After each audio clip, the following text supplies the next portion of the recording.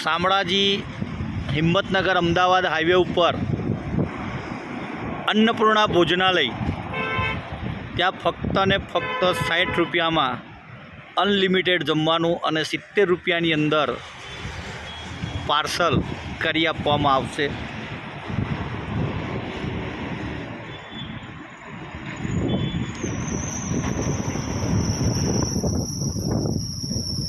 લોકેશનની વાત કરીએ તો ભાઈ જોવાનું જ નહીં, ત્યાં તો પાર્કિંગની ફૂલ સુવિધા આપ જોઈ શકો છો કે અહીંયા ફૂલ પાર્કિંગની સુવિધા છે।